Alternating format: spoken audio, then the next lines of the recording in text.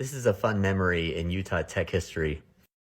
My good friend and photographer, Jeff McGrath, who goes by Utah on Twitter, posted these photos right here that he took at a tweet up, as they were called back then, in 2009 that took place up at Sundance Resort and brought back all the feels.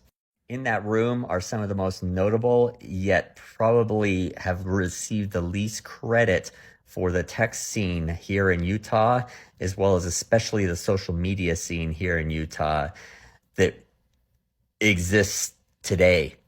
In particular, I want to look at this photo, which is me right there in the center, right over. I can't even. I'll move myself there, right there. I'm surrounded by some really amazing people on a panel where we were talking about some of the early days of Twitter. This was 2009.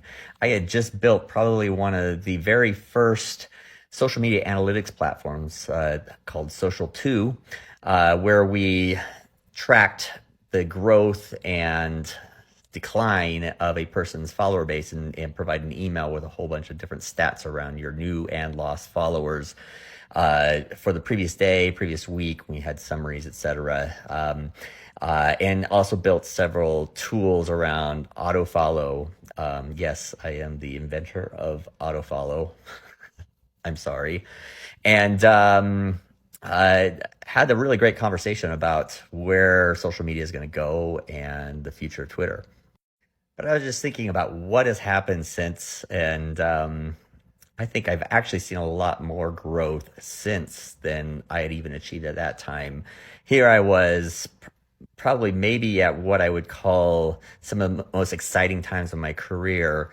But as you can see, I was balding. I was in the blonde dyed tips hair before I lose it all phase and start shaving it all phase. So like glasses, didn't have a beard, didn't have any fashion sense. And I think somebody said on Twitter, my friend Jennifer there, in fact, said that we've aged backwards.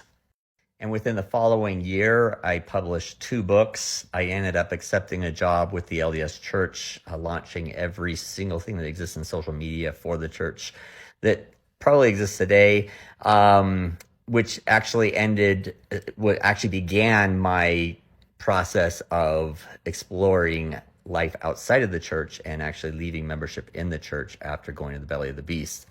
I subsequently got divorced and now live a freer life that this guy right here wouldn't even recognize.